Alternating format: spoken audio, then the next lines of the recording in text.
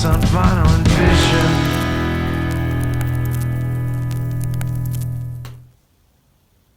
Hello folks, thanks for tuning in to the latest episode of Vinyl and Vision. Here we are with episode 63.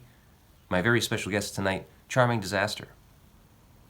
Charming Disaster is a duo from Brooklyn, consists of members Ellia Bisker and Jeff Morris. It should be known that this record, Our Lady of Radium, is a thematic record. It's a concept album, I guess, if you want to call it that. It's about the life and times of famous physicist and scientist Marie Curie.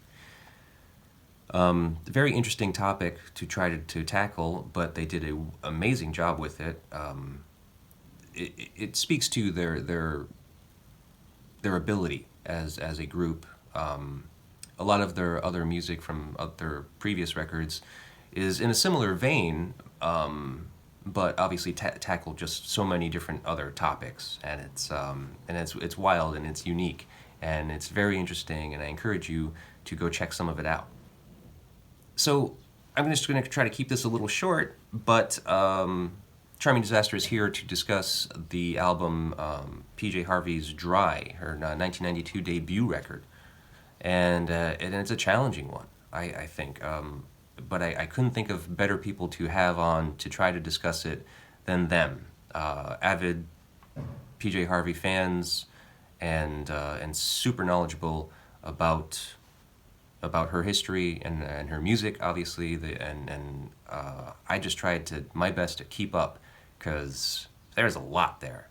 There's a lot in that album, and I dare to say it is actually a work of genius.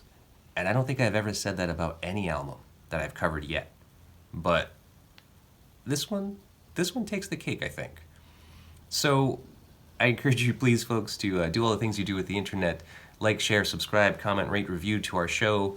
It is very helpful for us, and we appreciate it. And if you care to share some information or what you know or what you think about this album, because it can just, as we found out doing this show, it can be anything. There's so many different interpretations, I'm sure. So I encourage you to do that, and I also encourage you to go see Charming Disaster live in concert. They will be having a record release show in New York City at Caveat on March 10th.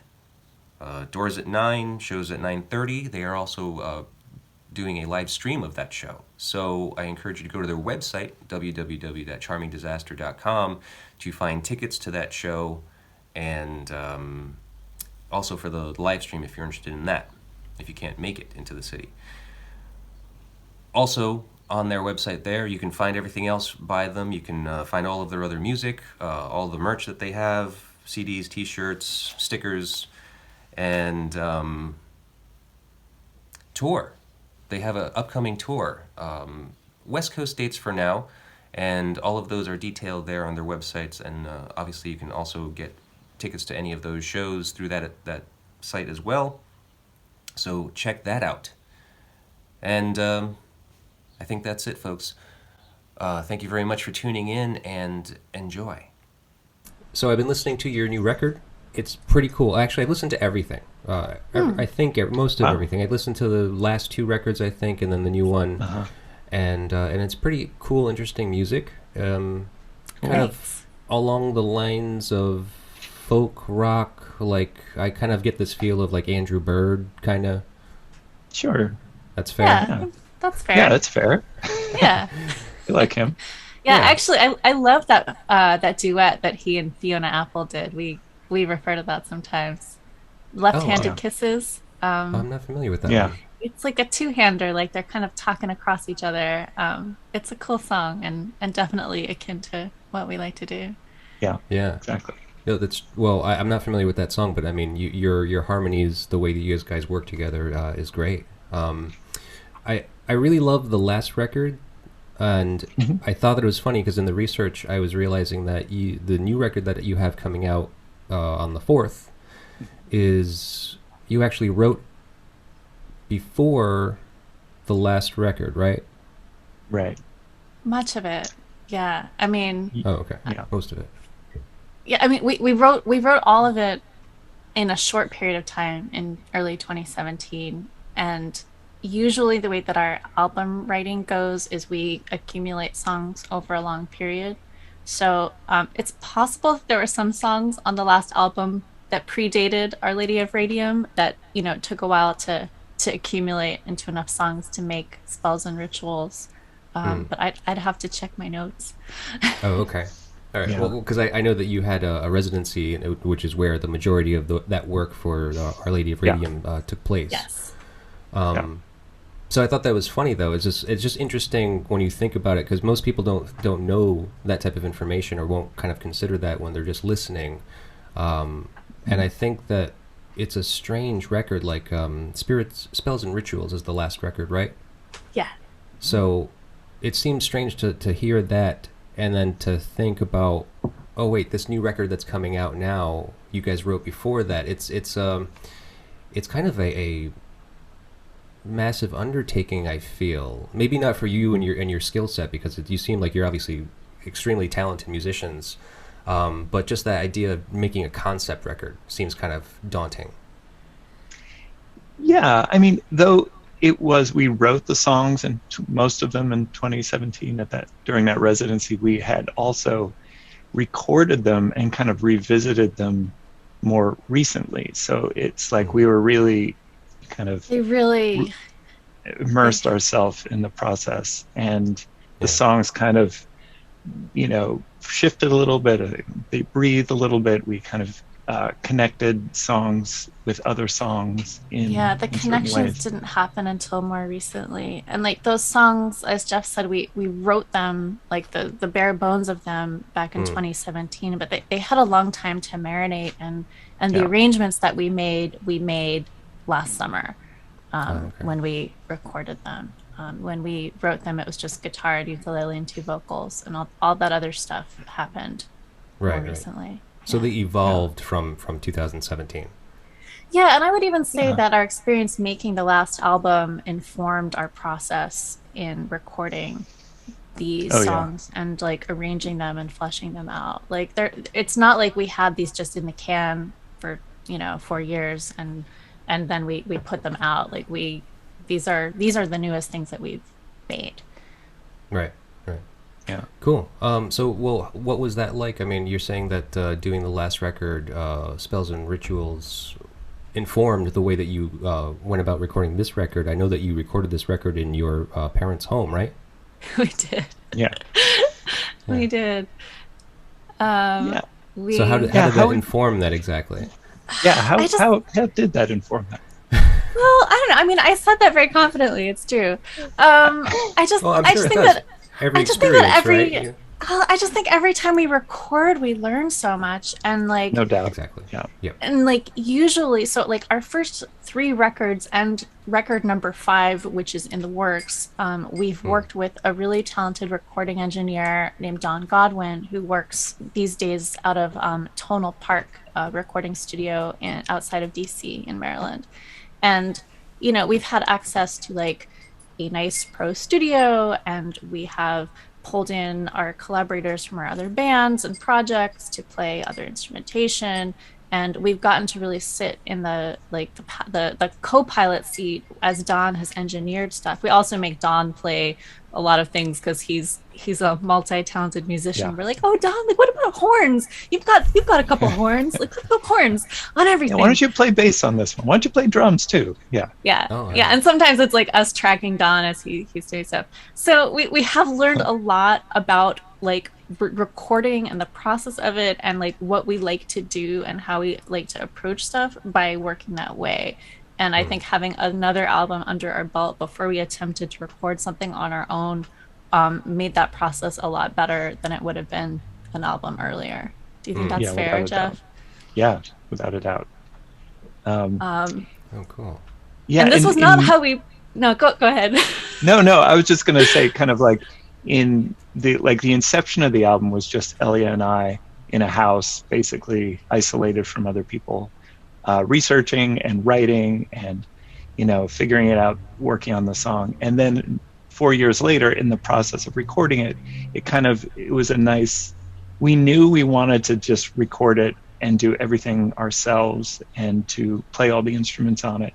And it was kind of a return to that kind of being isolated in a house just with us and to work with what we had and what we could do. And we knew that would kind of also inform both the arrangements and the recording and the quality of it. And we also used the house itself as part of the kind of recording process, in it. Yeah. So yeah, which kind of cool. connected to the content of the album too, because it was really akin to the way Marie and Pierre Curie worked together as a two-person team researching and doing this work to discover, to produce the chemical element radium, which they were pretty sure existed in this this mineral composite called pitchblende, which is a waste product of mining.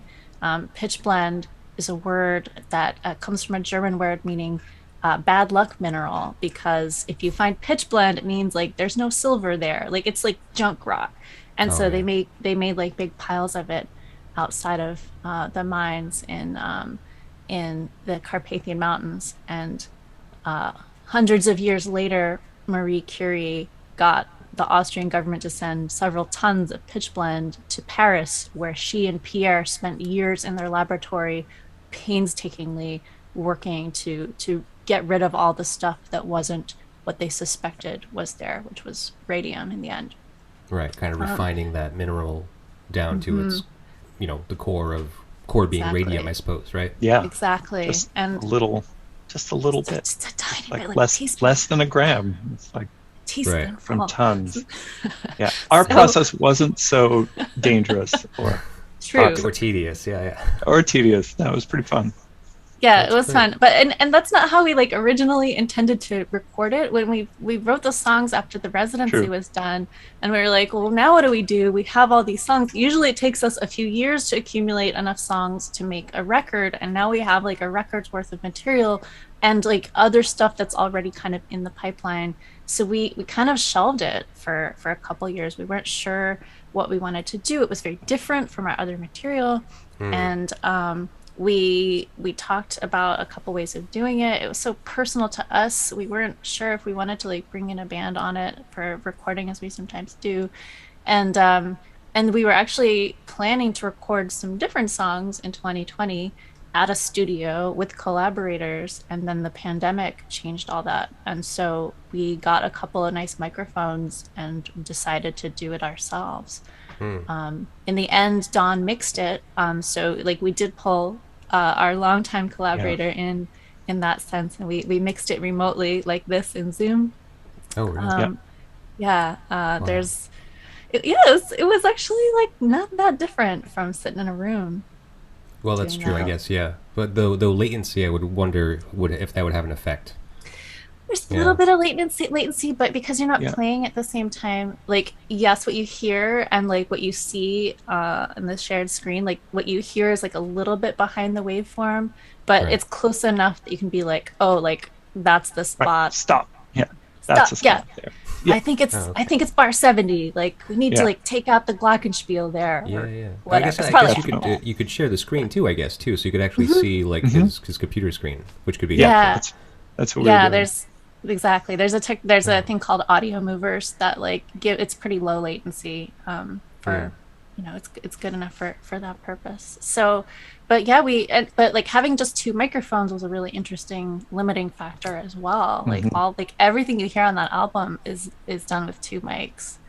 Oh wow. Yeah. I would not have known that.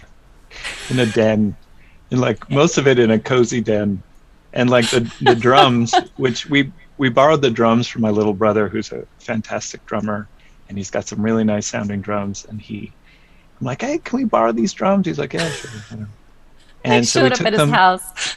Yeah, and this is peak pandemic, and it was just leave them there, and I'll grab them. So we set them up, and we only have two mics, and what we did with some of the tracking of the drums, we record the bass drum independently, by itself. We're okay, we know we want the bass drum to a metronome, to a click to do this, so we want the bass drum to happen. So we play that, and then we knew we wanted to hear the toms and the snare, so we would like sometimes just like record with the two mics over the toms and snare, and sometimes it was just snare, just a mic on the snare. So it's like a composite. We like made the beats on some of those that are just like from different different takes, different tracks. Oh, interesting. That seems like it's actually a little difficult too than just kind of like playing it all together, right? Oh yeah, it was hard. Tricky. It was hard, and like we weren't sure whether like the results we were getting were going to be usable, because we were not really experienced at recording drums, especially or playing and them. Or playing and we're engineering ourselves at the same time that we're playing, and so you're having to use your like artist brain and your editor brain at the same time, and run around running cables and trying to problem solve the weird echo in the room with like a throw blanket and a broomstick in the corner with some like tape. I mean, it was pretty janky looking. I know. But or like the leaf blowers are going. We have to wait. Oh my God, the leaf blowers!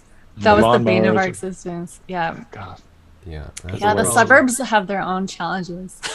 Yeah. Right. Yeah. That's crazy.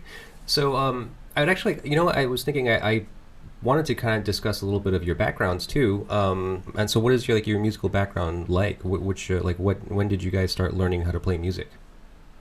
Jeff? I played guitar as a kid. I went to music school after high school and went to Berklee College of Music for a year.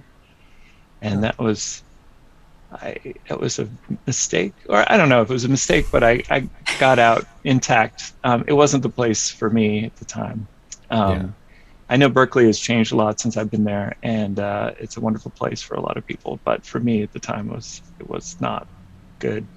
So you weren't getting what you wanted out of it, essentially. No, I had very vague kind of romantic ideas about music and what it could be and what it should, and like learning different things. I wanted to learn all the instruments, and it's very, at the time, it was very much a trade school, which, it's a hard thing to do, finding steady work as a musician. So that's really what they were focused on.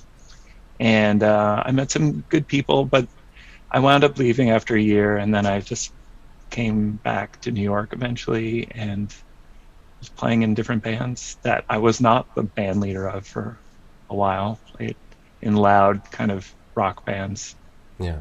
And then I kind of had enough of that, and I decided in like 2007 to start my own project. Didn't think that I would be singing or writing the songs for them or writing the lyrics, because I was more of like a music first, approach to songwriting, and I would like have different ideas that I wanted to try to accomplish with various instruments and stuff. And lyrically, I was just kind of like scramble to fill those in and try to make it work. But that wound up like the sound of the song basically like informed the lyric content for me, but it was really music first as opposed to lyrics first. Mm-hmm. And that's basically my history of music endeavors. Well, so you said you started playing guitar. When did you start playing guitar as a kid? Oh, I was probably about 13, 14. Oh, okay. I think it was like a Christmas present when I was 13. Yeah. And I took lessons later. No other instruments as a kid? There was a piano around the house at one point. One of the places we lived in had a piano. And I would just mess around on it, but I never took piano lessons. Oh, okay. But I have a piano now, and I really like the piano. Though I'm not very good at it, though I like the piano. Yeah. You're not bad. Thanks. Yeah, hey. I did take piano lessons as a kid. I'm also not a very good piano player, but that was my introduction to music, and I have a good ear, and I always like to sing, and there's a lot of music around the house when I was growing up. But I was always kind of considered myself on the path of being a writer, and that was my main thing. And music was like kind of I don't know, it was a side thing. Like I took lessons from probably first grade to fourth grade or something like that. I had a very brief flirtation with the flute, but I did not have a Oh. good enough wind to. That was like when like they would give you an instrument in school, but every Oh, time yeah. I played an E flat, I would get lightheaded and have to put my head down between my knees, so the flute really didn't work out. And then I was kind of a dilettante. I was always writing songs though. That's the thing. Like I never like played an instrument that I could like be fluent on. Like piano, you know, I could like play some pieces, but I never learned how to like express myself on the piano or even just like accompany myself on the piano. It felt formal to me and like premeditated. And but like I would make up songs like here and there. Like looking back now, I'm like, oh, like there were like a million red flags that I was gonna turn out to be a musician. Like if they had only known back then. Yeah. And you know, I did music camp one summer where I like dilettanted a bit on the guitar and on the piano, and I sang in the choir, and you know, mostly was not very diligent about it. But I did a lot of performance poetry. This was the late '90s, and I did a lot of like slam poetry style performance poetry, and that was where I got my sort of stage chops. And then, you know, I got an English degree, and I was working in publishing, and like I had some early career stuff that was like not at all music related. And then somebody gave me a ukulele, and it kind of ruined my life. That ruined mine. Yeah, well, so I'd had the sort of performance art country band for like a year in the early 2000s. I wore like a blonde wig, and we had some kind of offensive songs that now seems to me in retrospect about like shoplifting and I don't know, drug abuse. It was a short-lived project that was all like art students and graphic designers and me. But when that band broke up, I was bereft because I was writing all the songs for that band, and I was singing and performing in the front of the band. And without a band, I had no like vehicle to like support the songwriting, and I was just lost. And I met this man who was a ukulele player, and I was sort of telling him my story, and he said, oh, you need a ukulele. And he sent me one in the mail. This was the end of 2005, and I started writing songs on it pretty much right away, and Sweet Soubrette got going, I don't know, a year or two later. Oh wow. How weird. So Why did he like want to give you a uke? What was his like thought that this is the instrument you need? Well, he played the ukulele, and I was like, I am somebody who writes songs, but without the band that just broke up, I have no way to deliver the songs. And he was like, a ukulele is perfect. I think because the learning curve is pretty generous. Like it doesn't take long to go from not playing the ukulele to playing it well enough to like accompany yourself on a song in a simple way. Okay. And so it was really empowering just to like, once I had 3 chords, I was like off and running. It's portable. I have small hands, and so like the like physicality of it wasn't too difficult. You can take it everywhere. There was also a really vibrant community of ukulele players in New York City at the time. This is like 2006, 2007, and the ukulele was experiencing an international resurgence, and so there were all these opportunities to play and to like meet other ukulele players. There was a real community. I got to play in the Paris Ukulele Festival in 2008 and 2009, in the New York Ukulele Festival. Like, I am not like a virtuosic ukulele player, but I write good songs and I have a ukulele, and that is enough to like be in the ukulele festival circuit, at least at the time. And then eventually a band sort of accrued around me. An old friend of mine from grade school who's a really brilliant violinist, and other people accumulated as they do in the sort of New York performing musician scene. You meet somebody and you're like, oh, you play the piano? I was looking for a keyboard player. Like, want to join my band? Right. Yeah. Yeah, That's I mean, great. Jeff, you would do the same thing. It's like you All meet the time. somebody. Yeah. Yeah, you play musical saw? Sure. You don't. Yeah, I met the musical saw player who was in the band for a while. She also played accordion. She had a saw strapped to her back and an accordion, and she was in the train station. And I went up to her. I was like, "Hi, I hope this isn't weird, but I'm in a band and I'm looking for, I guess, a musical saw player and an accordionist. Would you be interested? Right. And You just she had a played hunch. with us. Just like, hey, Yeah. you might, but do you, by You might chance, like do you this. play the saw?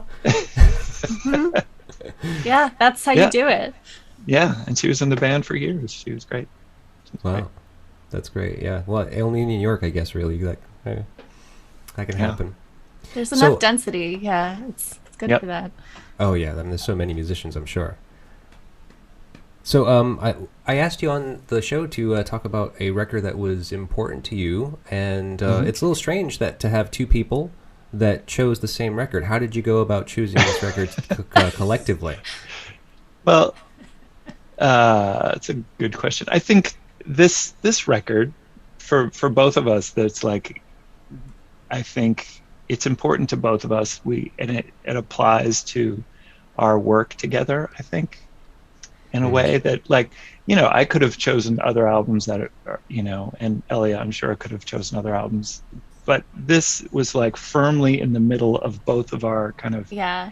I think, sphere of importance to us. Is Yeah, and I feel like we'd even talked about it recently as like Yeah. being an important album to both of us. I mean, Yeah. like, I will say, like, we do a lot of consensus-based decision making as a two-person operation, and Sure. in an interview format, we like to answer questions together. So we wanted to pick one album that like was meaningful to both of us.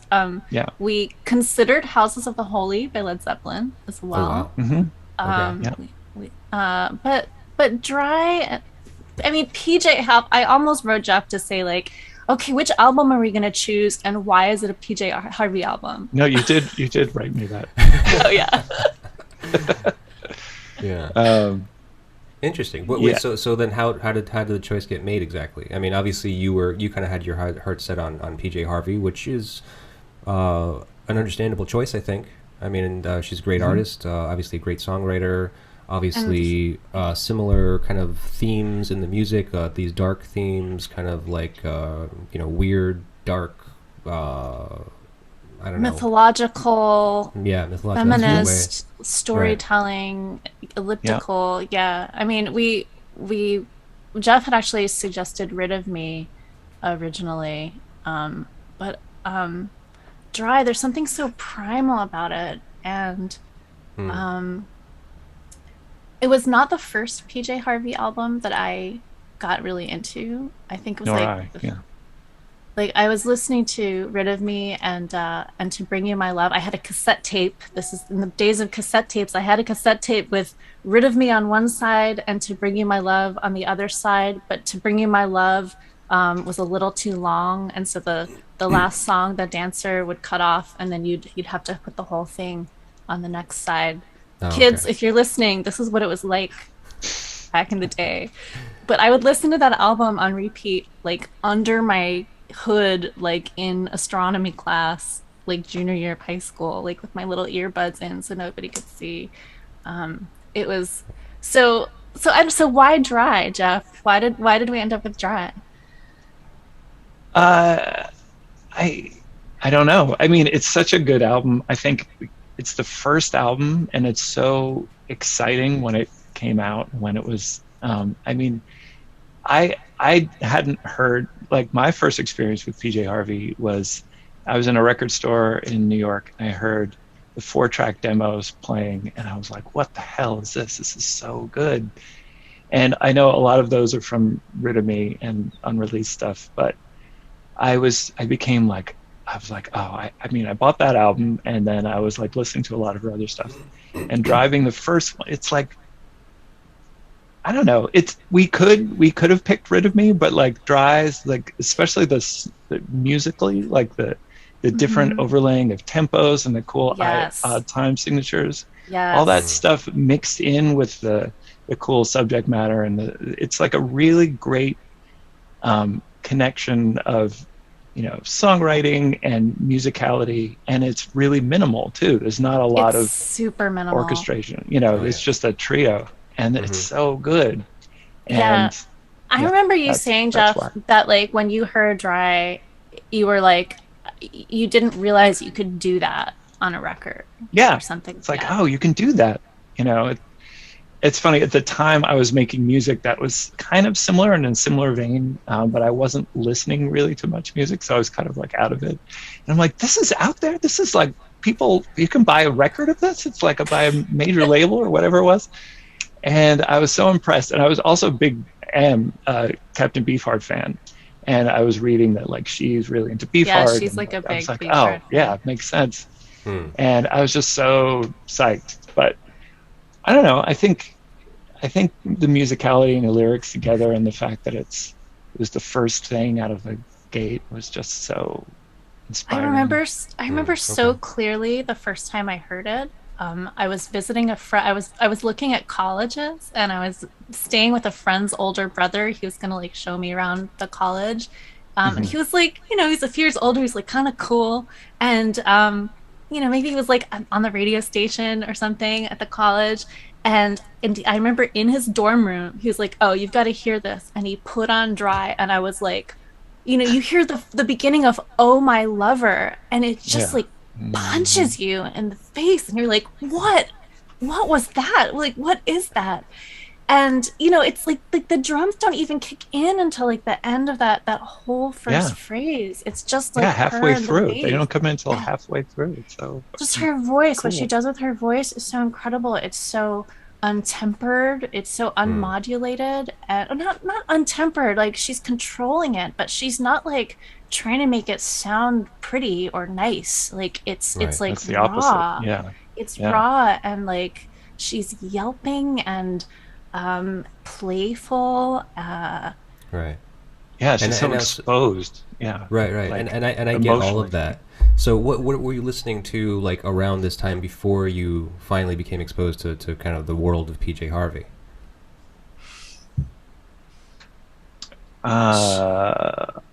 Probably I was listening to The Fall and Captain Beefheart a lot, and King Crimson. Those were like the big bands that I was really into at the time. Yeah.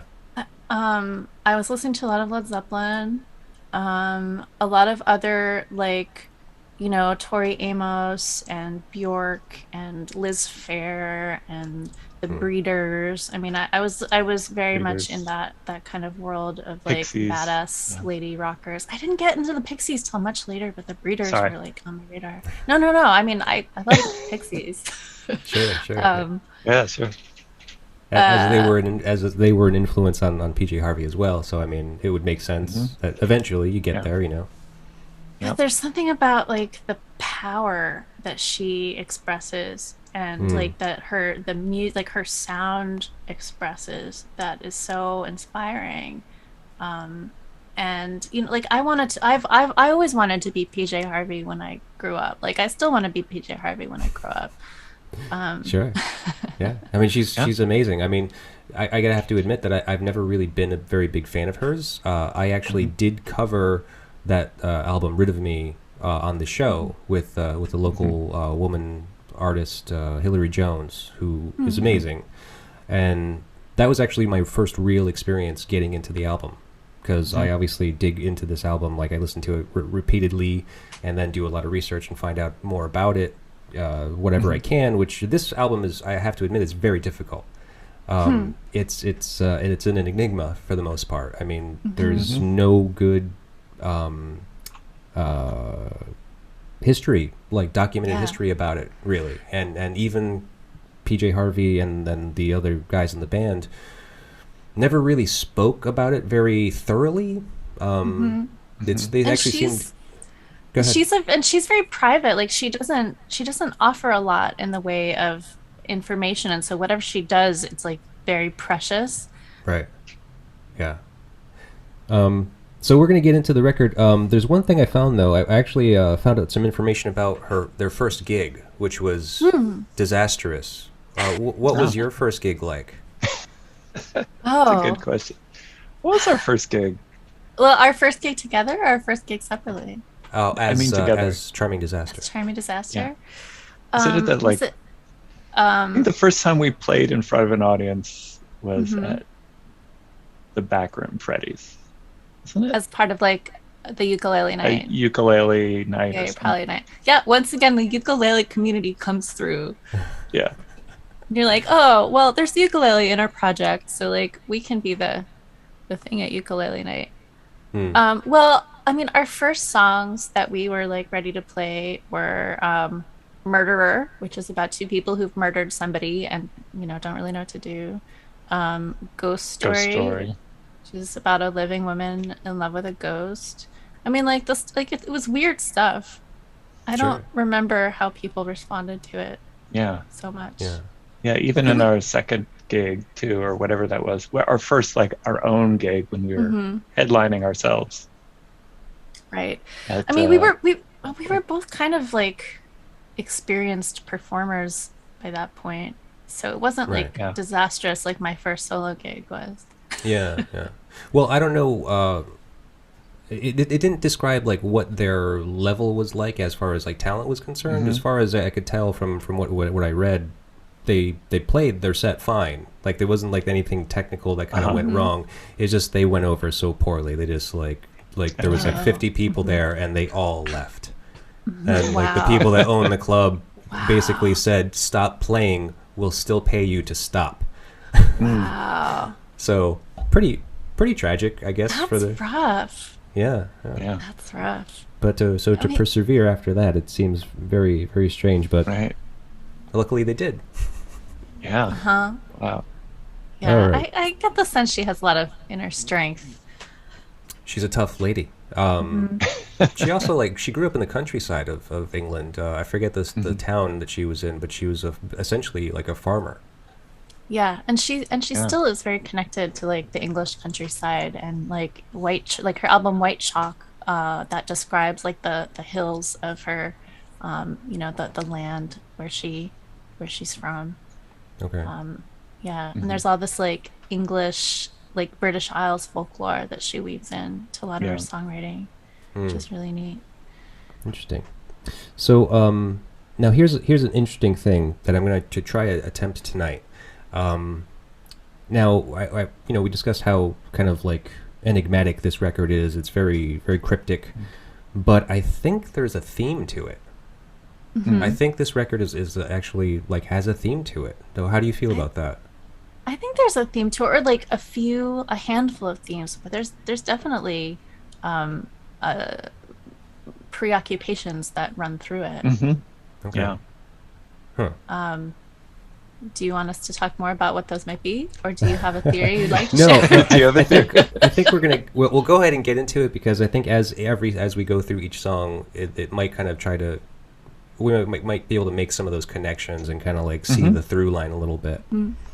But let's see.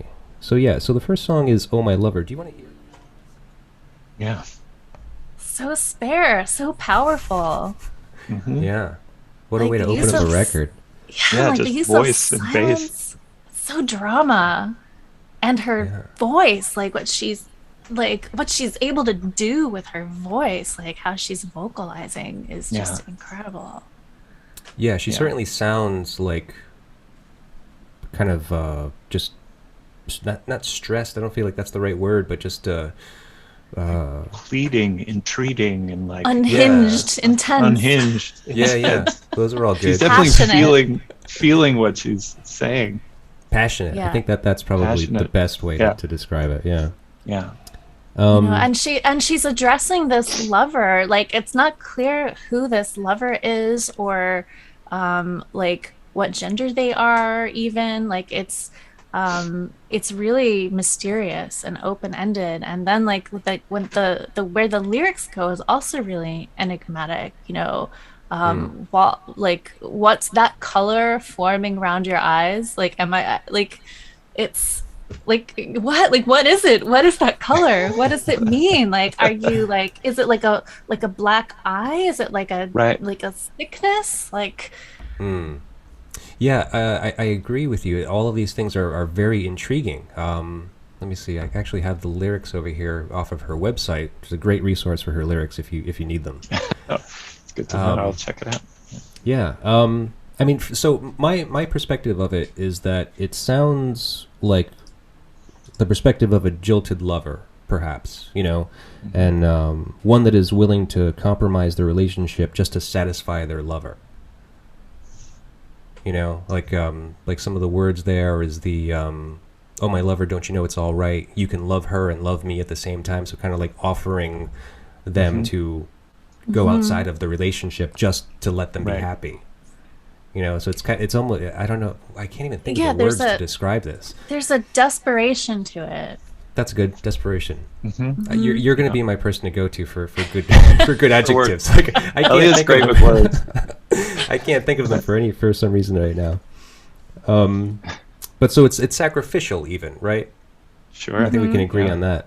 So what would you say you had to sacrifice for your art? That's a dark secret. I mean, well, I could say that we, you know, when Ellie and I started playing together and getting more and more, we got busier and busier, and we got more into writing and spending time and focusing our energies on Charming Disaster project. Our other projects kind of lost, well, for me, they lost steam, and they kind of, Charming Disaster eclipsed Cotorino. Yes.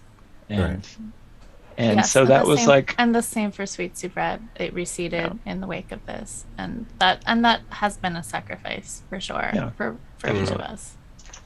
Okay, so the next song, "Oh Stella," incredible. So the chorus of that song's in 5/4 or something like that. It's so, and the intro of it, you know, it's like. It's just so off kilter and interesting, like and engaging like a hitch right in away. the step. Yeah, exactly.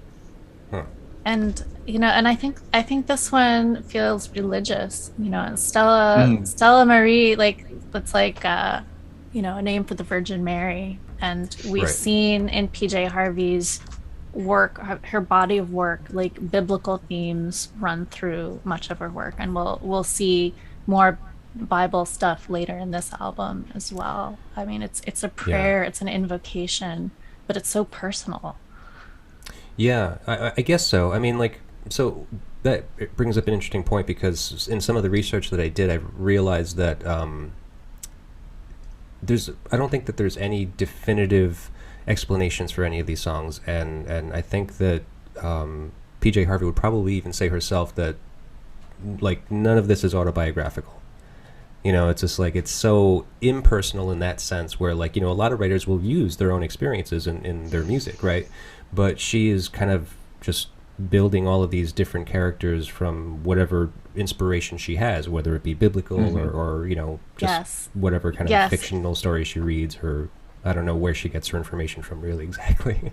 Right, and it's eclectic. Like, she's obviously pulling from different sources. And yeah, like, to the extent that she's discussed it, that I've seen, she's like always like pretty fierce in her, you know, saying that her work is her work, and her life may or may not be in her work, but like, that's kind of beside the point. She's a crafter of tales, and this is her medium. And whether her own personal history enters into it or not is kind of irrelevant. Right.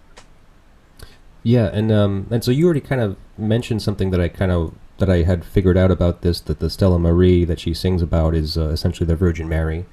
Yeah. She refers to it as her guiding light. Right. Yeah, and the angels, you know, gonna woo me now. Like, she is a goddess, and there's other, and like, that's not the only goddess you're gonna find on this record. Also. Oh, right. Oh, I'm sure. but so with the Virgin Mary kind of like being her guiding light, I was curious. Like, you may not be religious folks, and I don't intend this in a religious way at all. But what do you see as your own individual or collective guiding light? Sort of obsessional drive. World domination. World domination. Yeah. I mean, I think making there's storytelling, and there's making connection, and when what we're doing is working, I think they kind of go together, in that we're connecting with people through the stories that we tell through our music, and that's very important to me, and has been, you know, one of the one of the things that's most rewarding in this project. But also, Jeff, if it were just you and me in a room making songs, like that would also be all right. Yeah, it'd be all right. Yeah, to add to that, and not just the connection. There's the connection part, which is key, and then there's the not just storytelling, but it's also art. Just I think art making too, and storytelling is definitely within that. Those two things combined, presenting that out there to the world and connecting with the things that we've kind of, metabolized and put together. I think that that is a guiding principle. Okay, cool. Yeah, I mean, and with you having said that, I actually was going to get to this like later on, but like how do you feel that goes over? I mean, like the stories that you tell in your music is not so much like in that autobiographical sense that I mentioned, that it doesn't seem like it's your personal stories. Obviously, you much like PJ Harvey and like Nick Cave, you tell these stories about these characters that are doing these things, and some of them not so couth things. So how does that? Do you observe like where people kind of like sit with it, or how it sits with them? Well, I think that audience it's as old as it's any kind of folk tale or mythology. There's like people who are, the trouble that people get into makes good storytelling, and whether it's a murder ballad from the late 1800s that has filtered its way into a country tune, or like some epic battle that that is told by troubadours or whatever. It's that engaging dynamic that happens when there's like friction and there's opposing forces, and that's a big thing about how we wanted to write music, is about tell stories from different points of view. Often it's 2 points of view, and about how people get in trouble, basically, because that makes an interesting story. And I don't think it's limited to any genre of music or anything like that. It's like it is within all musics and all myths and folktale. Right. All right. Cool. Let's move on to the next song. Dress. So great. good. I love this song. Every time I listen to this song, I go back to the beginning and I listen to it again because it's so good. Yeah. Like all like the polyrhythm stuff at the beginning, where you've got that like 3 rhythm with that that kick snare beat. hit. Yeah. That the snare hit, and then like the rest comes in and it becomes the hemiola that goes all the way through it, and then it comes out and the choruses, and like the bass starts doing it at the end, and the whole time you're like, what is happening in that song? Like what? Like the beat keeps like happening where you don't expect it. Like it keeps you off balance. It's so powerful. I mean, that's before you even get into what she's talking about, which is also pretty powerful. Right. I think that one of the things that's interesting about PJ when she takes on these themes of like women's experiences in the world is that she's really like, as Jeff said, oblique. She's evocative. Like she as a songwriter, she's not saying, here is my thesis statement. It's dumb to try to change yourself for a man. Don't do it. Like she's like, this is what it feels like to do this.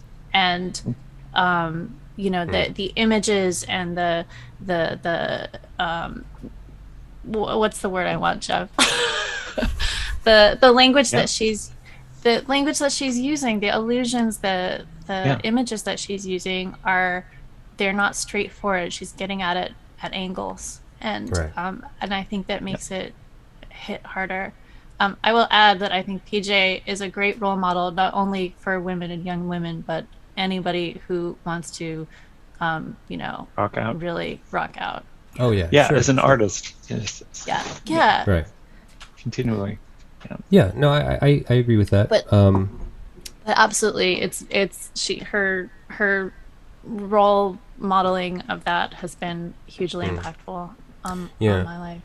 I think I say that only because there's always been the like women have been marginalized in the music industry. There's always been so few of them that have had not that have had impact, but at least have had the ability to succeed, right? So I think Well, that's where sure, as in every field, the women who do succeed Right. get erased by history and given bad deals and all that. Yes, it's an old story. Tale as old as time, as they say.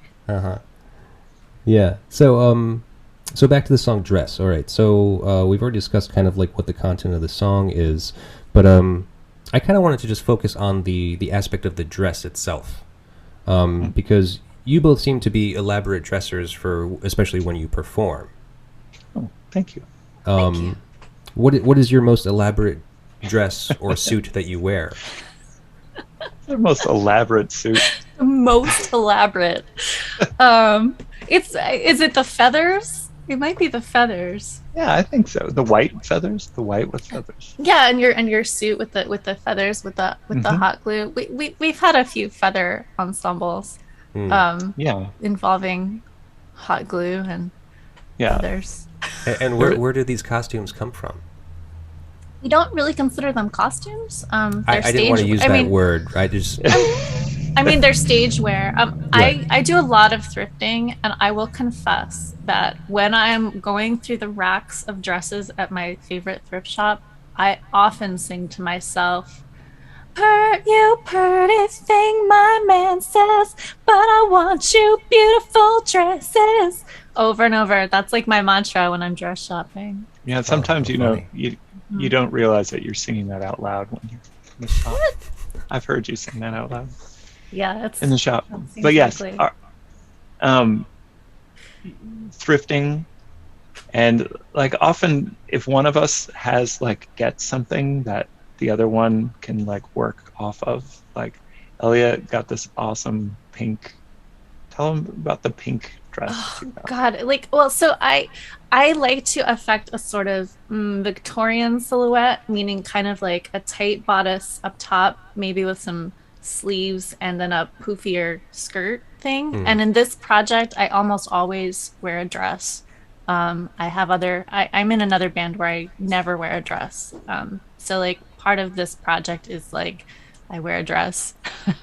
But it's usually black, and there was this dress in a thrift shop window that had the silhouette, but it was hot pink, like bubble gum, cotton candy, like pink.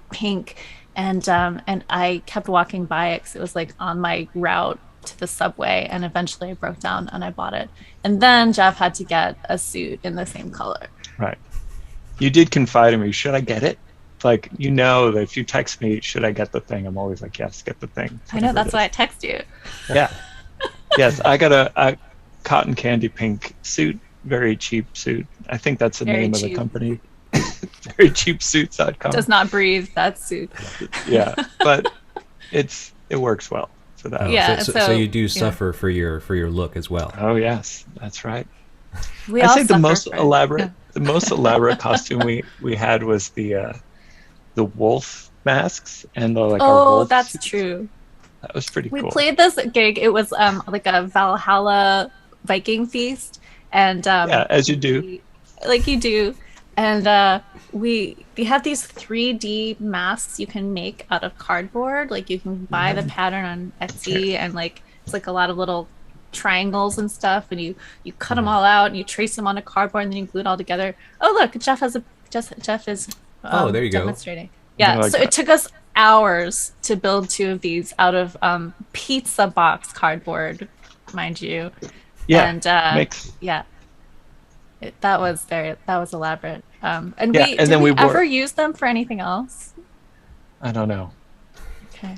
But then we had like old fake fur Fake fur coats that we cut into these weird we cut the sleeves off so they were like tunics. long Yeah, furry vests. that was fun. Yeah, that was a special occasion. Oh, and there was like, Mm-hmm. I mean, there's the occasional like Halloween costume that we gin up for a special show. Sure. Yeah, Yeah, but it's not that different than a normal. it's not that different, just a Wow. little So extra. do you have to decide like what outfit it's going to be for every different night, or it's like if you're going on tour, do you have a specific like look that you're going to go for? We have like a rotation usually, and we Yeah. coordinate. So Yeah. it'd be like, what do you want to wear tonight? Oh, let's do the whites. Okay. Oh, we'll do the red and blue Red when and you're red and blue. I'm blue. Yeah, that's Yeah. like the like 3D The 3D. glasses look. Yeah. Oh, it's helpful But- that you're in that studio. Yeah, now Yeah, I get to access A lot everything. of props. So yeah, we do think about clothes a lot, and we enjoy that aspect of the Yeah. the performance ritual. It sounds fun. It sounds fun to like be able to kind of put these things on and kind of like it kind of adds to it kind of makes a show for the most part, just even doing that. It's really important. I And think. Are it you gets us guys into the- actors at the all by space. chance? Do you act as well, or is this kind of the most theatrical things that you do? If somebody is listening to this and they want to cast us in a thing, we are definitely up for it. Yeah. Yeah. That said, we are not actors. No, Oh, okay. Yeah. we're hams, but not actors. Hands, Okay. but not actors. Right. Yeah. Okay. All right. Well, we should move on to the next song, All right. "Victory." Mm-hmm. I didn't hear that before until just now. Like how strange, like what kind of weird time signature those drums are in. So Yeah. strange. And the cool slide guitar that she plays, it's just Yeah. cool. It's great. So here we have a metaphor of a ship that she'll call Victory. So it's not graphic in its detail, but one could argue that there is certainly a sexual connotation to the lyrics. How do you guys choose topics to write about? This seems like a two-part question, because I want to Yeah. talk a little more about the song Oh, of course, you can. before Yeah. we get into well, so for the longest time I thought this was a song about the winged Victory, the statue, which is like the headless, armless winged Victory statue. It's like in the Louvre. It's gorgeous. It's like huge. I've seen it. It's like at the top of the stairs, and it's this like nude female torso with these huge wings. And for a long time, I thought that this song was about that statue. Okay. But which I don't think it is, but it's not that far off, because what you have in this song is a woman she's the figurehead on the prow of a ship. She's like set high, winged, there's all this talk of seas and sailing and storms and boats. But the figurehead, she's immobile, she's immobilized, and like that's an interesting image to pick as your point of view. Yeah, that's true. Because I didn't see it that way. I actually was kind of considering the speaker, to be kind of like the captain of the ship. They're the person that is directing it, kind of giving the order, in a way.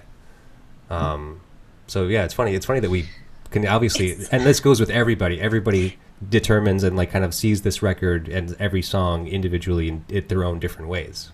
Well, That's and I don't kinda think the two are necessarily mutually exclusive either. Like she could Sure. be both sides of that story.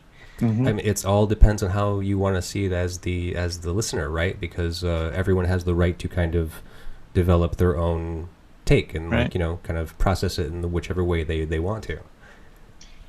And there's also the car element, like the hood ornament of a car, like, and that aspect, and like, how do those all tie together? But it just works. I hadn't figured out the hood ornament, but of course that makes perfect Yeah. sense. Yeah, Like on the just like rolls, a- on the front of the Rolls Royce. front of a Rolls Royce. Yeah. Well, and like, but the God in my car, like, if you think about Working for the Man, which is a song on To Bring You My Love, like, that's like, she's sort of the agent of God driving her car. Like, there's like interesting connections to be made Yeah. between those songs. Yeah. Anyway, you I'm asked- sure there is.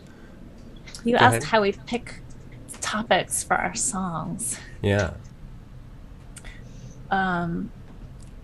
Sometimes, I mean, I would say there's a range of ways, and Yeah, there's a variety. sometimes one of us thinks, oh, it would be cool to have a song about X, or even like it would be very us to have a song about X. For instance, bats. We should have a song about bats. That seems like a charming Yeah, disaster. that seems right. yeah, now we have a song about bats. Or Jess says, oh, we should have a song about poisonous plants. Because Yeah. like we keep like talking about poisonous Yeah. plants. We should like do a And song I got about this poisonous plant book. It's really cool. I'm really into All it. right. Let's All right, let's we're do gonna that. like Yeah. we're gonna make a song about poisonous plants. So sometimes it's stuff like that, and sometimes it's mythological stories that interest us that we, you know, come across our radar. We have Osiris and Isis. We're like, oh, like we should have an Osiris and Isis song, because sometimes it's like stories that involve two characters, especially if it's like a male and a female character that are kind of archetypes. We'll be like, oh, we should do a song about that. And then we go to the library or the bookstore or whatever. We're like, okay, like get out our ancient Egyptian mythology book. We're going to take out this, you know, Norse mythology book. We do a lot of like mythology book based songs. Yeah, yeah. And you do a lot of research for your music. Yeah. We do. Yeah, we do. Yeah. So actually, I mean- speaking of which, how did you stumble across the idea to do the Marie Curie themed record? Good question. We come across Lauren Redness's. Lauren Redness is a graphic artist and graphic artist, storyteller. She put this book out called Radioactive. This And gorgeous it's- graphic novel. It's So really beautiful. beautifully done. It's really artistically done. The way she did the prints and the artwork in it is all. It's just really expressive and really interesting. And it's the life and story of Marie Curie and her work and the implications of her work. And it tells her own personal history, but then it telescopes out to, you know, Chernobyl. It goes out to Fukushima. It kind of like touches all these different places. So it's just kind of And it goes back It's- in time too. back To in the- time, right? The Sort of the historical, folklore of the mountains where Folklore. the stuff was mined. and it touches on all these subjects. So we were very excited about this book. We knew we were going to go on a artist residency, and we chose that as we knew we wanted to kind of tell stories that expanded beyond the limits of one song. We wanted a song cycle. So that is the kind of inception of that idea. Yeah, we looked around for a little while because we knew before we sort of figured out that the Curie book was like the Curie story was going to be our theme. But we wanted to find something that we could write a lot of songs about that were all kind of set in the same universe rather than each song being its own kind of separate world. And so we considered a couple other things. We considered Wagner's Ring Cycle for a hot minute, and then that seemed like not. Someone not else already right did thing. a song cycle about that. Turns out. Yeah, it turns out. But this book, like, there's so many juicy things in it. Like her life was full of drama and romance and tragedy and scandal, and there were duels, and there was ancient mythology, and there were seances. Like there's like all the stuff we like was like in this story, and we could kind of zoom in on any number of different points and get a unique song experience from it that would be linked to all the others. Oh, wow. Okay. That's cool. Yeah. I did a little bit of research in Marie Curie based on your record. Like I figured I should probably learn a little bit about this because I don't really know much. So, yeah, it's pretty intriguing. Yeah. Very wild. All right. Well, we should probably move on. Okay. The next song is Happy and Bleeding. But it's also a testament to one of the cool, I think the things that both Ellia and I really like about PJ Harvey and this album in particular is the dynamics of it. It's like, it's so minimal. There's three people and you can do so much with space and silence and minimal instrumentation, and then have these big kind of like crashing parts come in. It's just like, it's like the rain just comes down and you're like in the middle of a song and you can kind of pull back, and she does that so well. Yeah, and she takes her time getting to those moments too. And it's something it's something we talk about a lot, is like how what we can accomplish with what we've got, meaning like two people and the instruments that we can play. And obviously like in a recording scenario we can layer a lot more, and we do, but we're always talking about how to get more out of our live performance. We play, so when we play live, we're both singing. Jeff's playing guitar, I'm playing ukulele, and we're both playing foot percussion. So Jeff has a kick drum suitcase that he plays with one foot, and I've got a hi-hat that I play with one foot while we're playing and singing. So it's sort of like a one-man band, but like two people. Yeah. So what are you going to start doing with the other foot? Yeah, that's a great question. Exactly. Mostly I just stand on it. Yeah. Just a little bit of tapping, not even, I guess, because it's too difficult to kind of keep a beat with one foot. Like, if you're doing a hi-hat with one, you kind of can't. We're working on it. Yeah. I tell you, there was a moment where I had like a little shaker like strapped to one knee, and I was like beating my knees together, and I was really trying, but it was too hard to do. So cool. I love that. What do you do? The cymbals between the knees, right? So then you just kind of crash your knees together. It's hard. It's hard on the body. I tell you what. Like, and you have to have exactly the right shoes. Like, I have this like very expensive pair of low Prada boots that are like just the right height of heel. I thrifted a pair for like nothing, and then I saw another pair of them at like an antique shop, and I was like, I'm gonna splurge on these because that heel height, I know it's just right for the hi-hat. It's equipment. Wow. Yeah, I texted Jeff. I was like, should I get these? Yes, you should. Yes, always. It's equipment. It's gear. Yeah, it's gear. Yeah. That's funny. Gear. So let's see. So Happy and Bleeding, we did talk a little bit about this one. So there's a couple of different ways this could be taken, and I think from what we've learned, probably many ways that this could be taken. But if we look at it as that the album as a concept album, then this could be a point where the speaker has finally had sex, and whether it's love or passion, but now bleeds from either their loss of virginity or menstruation, or relief in non-pregnancy. I've always kind of interpreted it as relief in non-pregnancy myself, just because I've always found that the most relatable, honestly. And because that happy and bleeding, and also like you never get to hear about people being happy about bleeding. Like it's always like oh, the curse, like that's the worst. But it's like there's a lot of women who are pretty happy to bleed, for different reasons. I mean, the other thing is like it could be a miscarriage, which is not a happy thing unless like you really don't want to. But but there are dropped off the blue. Yeah, that's the thing. It's like there's all this like fruit fecundity kind of imagery, like then the litany, the like fig, fruit, flower, myself, inside out for you, and again, like who is the you? Is it this sort of toxic lover counterpart? And yeah, like, and are we supposed to be happy? Also, I mean, I think we are. Yeah. Well, so given the juxtaposition of happiness through something dark, such as bleeding, I can make a kind of connection to the subject of your new record, Marie Curie, and the bittersweetness of her discovery of radium. Sure. So there's not really a question there. It's kind of the connection between some of the work you've done and like kind of like some of what this song does. Yeah, it's ambiguous, right? Like we don't have a conclusion, especially to our record. Right. Like the final track on our Lady of Radium is the title track, and the title track I think is the most ambiguous of all of them, because it's the track where we talk about Pandora and Prometheus, where it's like, is this thing, this discovery, is it a gift to humankind, or is it a curse? And it's really unclear. Like you can really read it both ways. And both of those things can be true at the same time.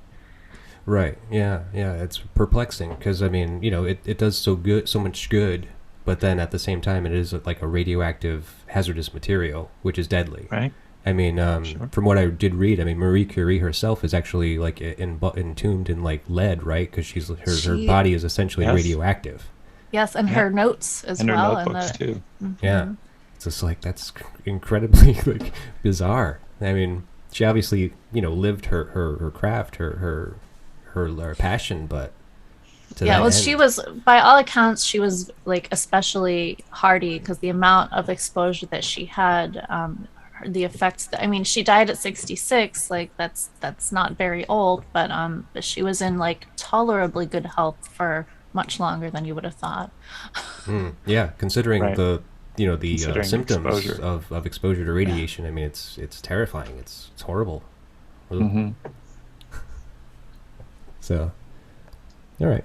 Well, I just wanted to make that connection, just because I just thought it was Got it. fun. Yeah. Yeah. Next song, Sheila in a Gig. Great. So good. So good. So good. Even before you like dig around and find out what a Sheila gig is. Right. Yeah, just that kind of like that curiosity of like, what is she even talking about? Yeah. You know, but it's such a great and powerful song. And she obviously is not fussed about whether you already know what a Sheila gig is. She's like, you Right, can she look it doesn't up. explain You it. can. Yeah. Yep. She doesn't explain it. There's not like liner notes where she's like, a Sheila gig is like a huge rock that looks like a woman's vulva, and like it was like an ancient goddess worship Fertility thing. symbol. Yeah. Fertility Right. symbol. No, like she's like, it's like this is part of my universe of references, along with gonna wash that man right out of my hair from South Pacific. Like she's so omnivorous in what she's putting in to the songs that she's making, and that is so inspirational to us. That kind of high culture, low culture, you know, culturally, you know, polyglot. Cross pollinate. Yeah, it's strange. I mean, like, because I didn't research that until, you know, just recently. But hearing the song, I just kind of assumed like maybe this is just one of those weird things that a singer does, where they just kind of like make up this term or make Say up some these things. words. It's just Right, almost right, and frenetic then it's- more than anything. Totally. Yeah, And then or like some ever Gaelic- after, like, you know, like, oh yeah, like a Sheila gig, that's like an exhibitionist woman, like in that PJ Harvey song. You know, Yeah. like this song, it hits so close to home. You know, she's taking up so much space in this song, and she's like presenting herself to the person she's addressing, to the you of the song, and she's getting this ugly response that she's like, you know, look at these, like, look at all my charms and my beauties, like, here I am. And then the response is, you're dirty, and you're an exhibitionist, like you take up too much space, your body is dirty. Like it's really impactful, and she's so uncowed by it. Right. But it's like she's simultaneously being slut shamed and also told to shut up and be smaller, and like without explicitly putting it in those words. Right. You know, while put money in your idle hole. That's pretty explicit. Yeah. Yeah. That's Also, you're a whore. Like, I forgot to mention that. Yeah. Let's see. So, so like I was saying before, I kind of we were talking about the response that you get from your performances, like from your audiences, and this is kind of like where I was getting at it with this song, only because the response in this song is obviously so harsh, and you know, as much as I would, you know, hope that would have never happened to you, and then considering, you know, the first show of PJ Harvey being so disastrous, I was wondering how your responses were, especially for your first performances. Oh, we've been so lucky. Our audiences are so nice. We seem to draw a collection of very lovely weirdos, and also people who seem like they're normal people but are like weirdos inside, which is like a special kind of person to be, where like you maybe don't feel seen as like somebody who appreciates things that are oddities or out of the ordinary. Yeah, I mean, people have, like, we've played shows where people weren't really paying attention. You know, we'll play like we've played big breweries, and like where there's lots of activity, people are drinking and they're talking with their friends, and we're playing, you know, but you But know, then, like, always at those shows, there's the one person who's like, after I'm the a show, history major. Yeah, I'm a classics major. I'm a classics like, major. That's I right. loved your song about Celine and Endymion. Yeah. Like, Yeah. yeah, like we've been very fortunate to like find our people, and you know, and I think we're kind of lovable weirdos, I hope. And Yeah. I think, Sure. Yeah. you know, we're very polite. Yeah, we're well harmless behaved. as well. You know, I mean, the harmlessness is it probably works to your benefit because We you know, almost never actually murder anybody. Yeah, we don't yell at people. We don't scream and spit. You know, we're pretty well heeled And, like, on stage. Well, and we actually like talking to people, you know, like we really like meeting the people after we play and talking to folks, and you know, it means a lot to us to like matter to them. Yeah. Sure. There was that show in York, Pennsylvania, when everyone was just kind of like Stone looking at faced. us. Yeah, and the whole Just show like- were like, they hate this, just get through They it, hate they this hate show. this. But Yeah. turned out they were just stoic farmers. They bought a lot They're of just- merch. Yeah, German stock or something. Yeah. Yeah, they're they, very- no expression on their faces, but they Yeah. they bought Yeah. T-shirts. They must have Yeah, liked it. we love York, Pennsylvania. Yeah. Yeah. How strange. That's a tough audience. You know. It is. I mean, I think, you know, Jeff, we have had some tough shows over the years. And we've always like tried to learn from them how to like engage better. But like our toughest shows weren't necessarily our earliest. Like I remember when we played that weird venue, Friends and Lovers, is that what it was called? And it was just like a bad room. Like the setup was bad. People were talking. Like it wasn't a good fit for us. And I remember afterwards being Stage like, was what can so we high. Yeah. it was like, what can we do? Like, how can we like mitigate Right. when like the circumstances are not in our favor? And we have like come up with a lot of strategies for that over the years that are often effective, not 100%, but like we've definitely gotten better at like making people turn toward us. Yeah. And yeah. Right. Oh, cool. Yeah. You've learned how to wrangle the people the right Yeah, way. somewhat. Well, I mean, I don't want to jinx it or anything, but Oh, of course not. but there have definitely been shows where we're like, oh my God, Club Coming, Jeff, that was like a watershed moment for us. was work. Nope, that was work. Nobody was listening. This little stage, like we were doing this very awkward banter in between the songs, and like nobody was listening to it, and that was a very big learning experience for us. That's true. That was it. That you never go back there again. That's the learning experience. Well, probably not. We're not.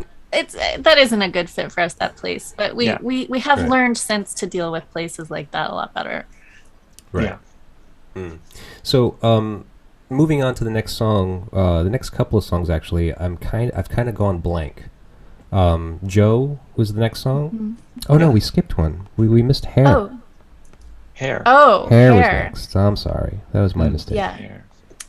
But I love these odd time signatures a lot, and and here we have another Bible song. This is Right. Yeah. Samson and Delilah. Yeah, pretty cut and dry, huh? I mean, doesn't seem like it's kind of like melding of anything. It seems like it's kind of a straightforward interpretation of that story.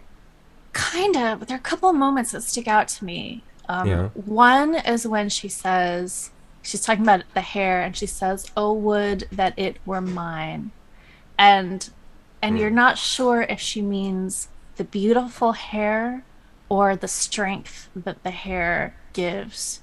There's that moment, like, would that it were mine. You know, and just coming from PJ as it does, and like the kind of strength that comes through in her music, like, and you know, this is a very small moment of casual misogyny that I experienced as a young person, but it has stuck with me ever since. A friend's father, who was a writer, read one of my poems, and he praised it as having what he considered a kind of masculine rhythm, as if that's a thing that could be gendered. But I think what he meant was that like it had a kind of assertive or powerful rhythm, and he didn't expect that from a woman or a young woman as I was. Yeah. But like I tell you, that dart lodged deep in my brain, and like I remember the moment with crystal clarity, and that occurs to me when I hear that line of this song. Okay. Would that it were mine. But then she says, "My hairy strength, my man." So, you know, she also has an appreciation in Sure. that sense. Yeah, I could see that.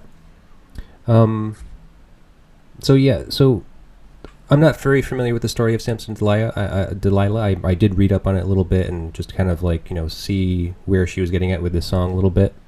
But so now if we take the, pertaining to the possible theme of this album, this song could be seen as the jilted lover conspiring to plot revenge on their lover. Based on what I know of your work, you seem pretty on board with playing with dark premises, including revenge. So theoretically, how would you seek revenge? Seek revenge in real life or in song form? I'll leave What's that the difference? discretion What to is you. the difference? Well, I mean, you already described some revenge in some of your songs, don't you? I'm pretty sure I've heard. Yeah, there's a revenge moment. There's some of it there. Or two. Yeah. I feel like some of those things might have been entirely unprovoked, and we just did it out of, I don't know, ennui or some sort of existential malaise. Mm-hmm. Oh wait, you're talking about what we enacted upon someone else? The murders. I was talking about the murders. We're not supposed to talk. What's this? This is going to be Nay on the Erders May. Yeah, Ixnay. Well, one of our favorite songs to perform, just because it's so dramatic and fun, is "Deep in the High," which is there's definitely a vengeful moment there where. Oh yeah, that's a good one.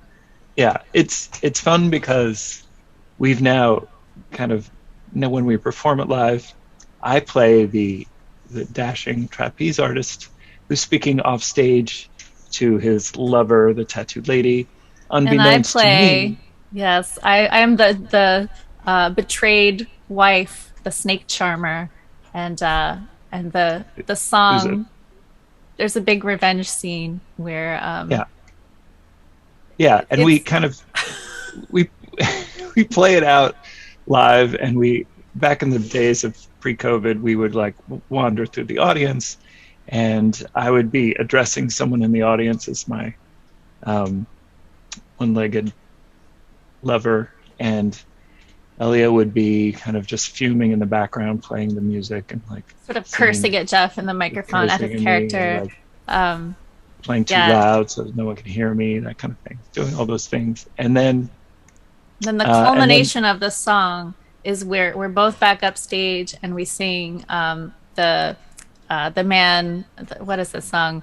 The daring young man on the flying trapeze, which is just a little bit of like an old out of copyright song. Okay. And the culmination is we're looking at an imaginary trapeze, and then there's a fall, and like as our eyes track the imaginary trapeze artist falling, Jeff stomps on the kick drum, and everybody in the audience goes ooh. Sometimes they clap, and that's the revenge of the snake charmer on the tattoo. Snake charmer on the trapeze. Trapeze artist. Yeah. Cool. And so what album is that song on? That is off of Love, Crime, and Other Trouble, our first album. Oh, okay. I'll have to research that one because I'm sure I probably heard it. There was a lot of music that I've put into my brain over this short period of time. There's a lot of words. Yes. Digesting your catalog as well as this album. It's been a lot. Yeah. You've done a lot of work. You've done a lot going on. A lot going on in here. So, like I was saying before, the next two songs, Joe and Plants and Rags. No idea what's happening here. Do you have anything to put towards these songs or any kind of information about it?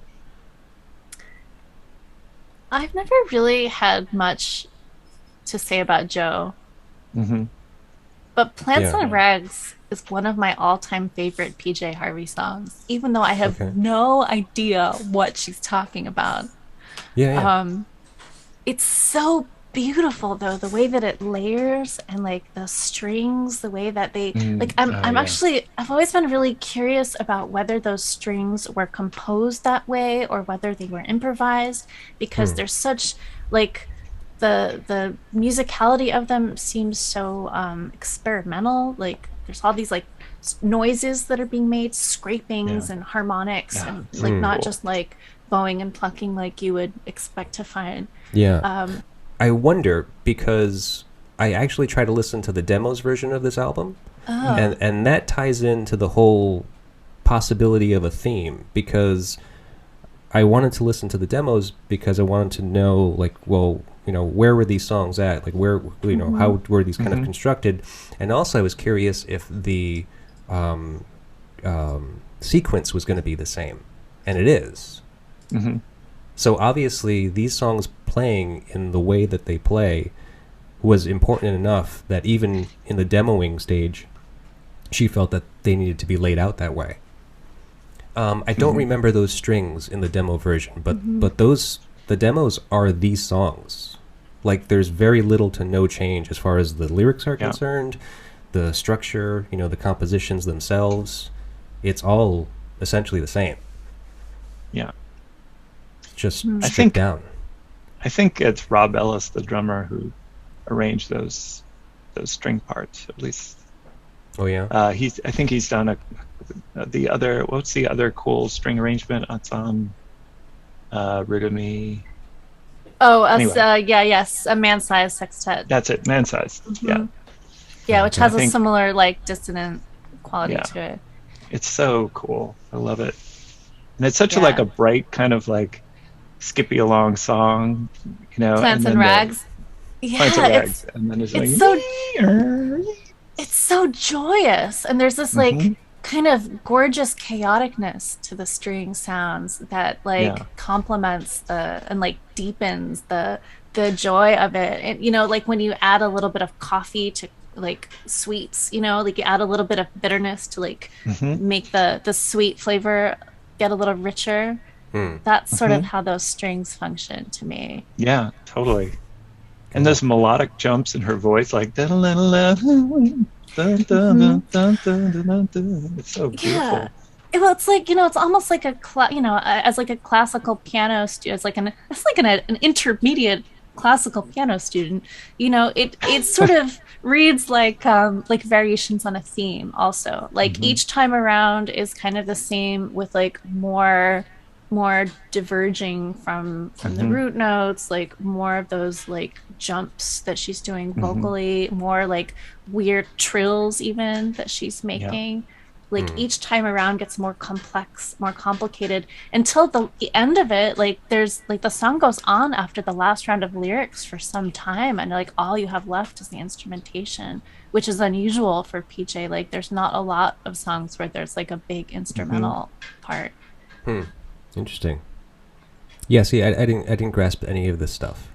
And in addition to the lyrics, like kind of not really making any sense whatsoever. And I was curious because, I mean, I know that you are very knowledgeable. You obviously are very studious, and you know these songs obviously very well.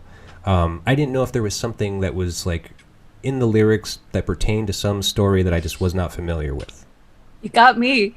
Yeah, me too. Okay. Your guess is as good as mine. I know, trip to the underworld.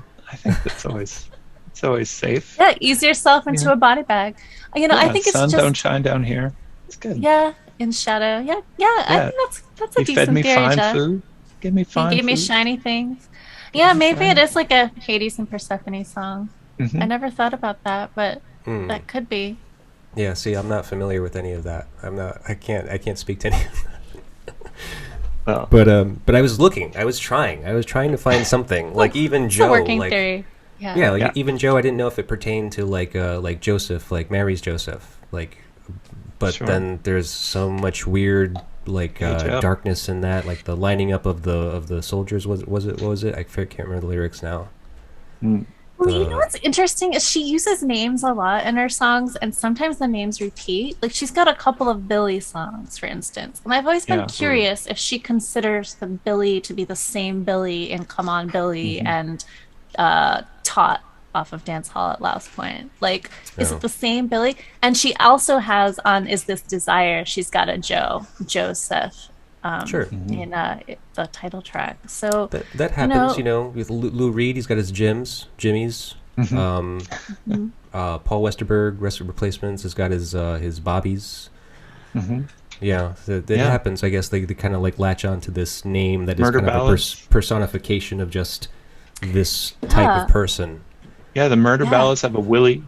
It's always there's like a Willie and like Nancy. like the traditional Burner Ballads. Yeah.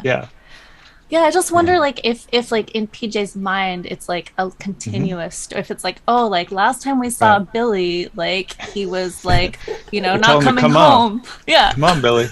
Yeah. Right. Now he's come. Yeah. Well, I think you're going to learn a lot of mythology when someone uses cautionary tales or spells and rituals as their favorite, most influential album, and you're going to have to go through that and study that. And I think you're going to learn a lot. When you do that. I will, and it's bound to happen at some time. Can't wait. I like to think that our music is a gateway drug to like some really nerdy reading. Oh, it is. Yeah, I mean, that's the problem with analyzing music, though, is that I know that most of the people that I speak to and most of the people that I know that are musicians, they don't think about lyrics. They just absorb the music as for what it is, like a face value type of thing, and I think that's true. I mean, I like to feel music. This show has led me to that place where now I analyze and I try to, find out what this is all about, where it comes from, and why. And that kind of ruins it a little bit, kind of. But it's intriguing. It's intriguing to know, like, to kind of get a better idea of, like, well, where is this person at this place in this time in their life that they're writing about this specific thing, and what is it about this thing that's so interesting? So, I mean, I think that, like, however much analysis you do, like, you're never gonna totally get to the heart of the mystery, though. I mean, like, that's the thing about music, is like it makes you feel things. I mean, that's why I don't do performance poetry anymore, honestly. Like, I mean, that's a perfectly fine way to deliver lyrics, but it's not a song, and a song makes you feel things. right. All right. Well, let's move on. I think we should probably just do the last song, Water. Because Fountain is another weird one, too. Like, there seems to be a little bit more of purpose in that song. But boiling it down, it just seems like it's essentially about redemption. Yeah, it's like a change. It's like this sort of transformation point where she's like washed clean and it's called Fountain, but the song is really about the wind, and she's doing these great octave jumps on that one too. Wait, I wait for wind. Yeah. That very characteristically PJ, like, last consonant, like, kind of vocalized That to bring you my love. We do that on some of our songs, and like we always think of her every time we do it. At least I do. I assume you do as well. Yeah, I do. But so the last song, Water. that long held note over the 5-beat pattern, so like you get a little lost in it. Yeah, So and the cool. first, I just noted, like, the first note starts on the 5, on the, like, last beat. Oh. Yeah. How So weird. cool. On that, like, one, like, there's that bass drum, it's all to itself. Dun, dun, dun, dun, dun, dun, boom. Dun, dun, dun, dun, dun. What? Yeah, it's cool. Like, really cool. Yeah, all the rhythmic stuff on this album is so interesting, and like Yeah. it's like an education in itself, just like listening closely to the rhythm stuff. This song, like, this album is called Dry, and she has the song called Dry, but it shows up on Rid of Not on Me. this. Yeah. It's not on this album. Like, this album doesn't have a title track, and this song is water, it's the opposite of dry. It's like, and Right. it's the fulfillment of like the thing that has been longed for or missing. Like the whole album, the song seems to say, has been a drought up until now, like Right. beauty notwithstanding. Yeah. Um, Yeah, I think that that is very fitting in the idea of a theme, because so I'm not positive what this song is about, but it sounds like it relates to some of the religious themes that have kind of been throughout the record. But it seems like, especially if we consider Fountain, the song just prior, and how I was saying, like, it essentially boils down to this idea of redemption, then ending this album with a song called Water seems to kind of be a good progression. Water, what do we do with water? It's, we clean with it. We clean ourselves. It's even a spiritual bath, like a what do they call that? I'm not religious at all. Baptism? Baptism. Mikvah? Yes. Mikvah, that's good. Yeah. Yeah, so I mean, like, there's all these different things that you can do with it, and like you were saying, it's the opposite of dry. It's and even if you think about the album art, you got this weird smeared image on the front cover, which I mean, essentially looks like a Xerox copy to me, and then on the back, she's in a tub. And it's just like, it's so strange. I mean, I think that this is very so thought out that I just don't even understand. There's so much more here that, like, I can't even grasp. Yeah, That's it's good. like, and like you can keep on coming back to this album for years and years, Yeah. and you still will not 100% ever know what's going on. And so, if you're the kind of person who feels like understanding it too much ruins the record for you, this is a good record, because like you'll never get to the Exactly. bottom of it. Yeah. I mean, I don't think I'm at the bottom of any record I've liked, but yes, That's you're, good. you're right. That, and it obviously is a testament that this is something that came out in 1992, and you both have been listening to this, since. I'm not sure how regularly, but yeah, I'm sure it comes up every now and then, and you still Yeah, yeah. enjoy it. It's still in the regular rotation for sure. Yep. Yeah. So, Yeah. speaking of regular rotation, your new record's coming out on the 4th. On Friday, yeah. Yeah. Yeah. So soon. So And then you soon. have your record release party coming up. That's right, on March Yes. 10th in New York City, which will also be live streamed because we have a lot of folks we know would like to be there in person and can't. So between COVID and geographical distance, it seemed like a good idea. Sure. I mean, it seems like it's becoming a more kind of like something that you need to do or need to be considering because of the pandemic and because of COVID. Like, so many more people are just doing things more interactively these days. I mean, I think that the idea of an online show is not kind of scoffed at anymore. Yeah. Yeah. There are different types of online show. There's like, the broadcasting of what we're playing on stage and just us playing. And then there's like doing a live stream as like just that, and not really not a live performance, except for just the streaming audience, which is what we've done a lot of over this COVID time. A lot of. Yeah. And that's a Yeah. different beast altogether than just like broadcasting a live show. Yeah, Right. more intimate, more interactive, Yeah. and really fun. Like we've really had a lot of fun with doing those and Yeah. kind of And we getting sit creative right with there. them. That's where we sit. You know, Okay. you should turn on the green screen. Gonna. So as far as that show is concerned, and especially the interactive aspect of it, I mean, without giving anything away, is there, what can we come to expect from something like that? Is there going to be something special or something unique that you're kind of There is, doing? but it's a It's a secret. but it's a secret, okay? Secret, even to us. even to us. Yeah. All right. And are you playing the whole album straight through? Yeah, Or yeah, we're what's- gonna play the whole album. Yeah, and there Cool. there are some songs that we have been playing out that are from the album, but there are others that we have basically never played out. Like A Glow About Her, I don't think we've ever played that for people. Yeah. Yeah, we're Oh, gonna have to yeah. figure out how that's done. How are we just gonna do to- that? Yeah, That's we're gonna gonna be figure it fun. out. It's gonna be great. We've been practicing.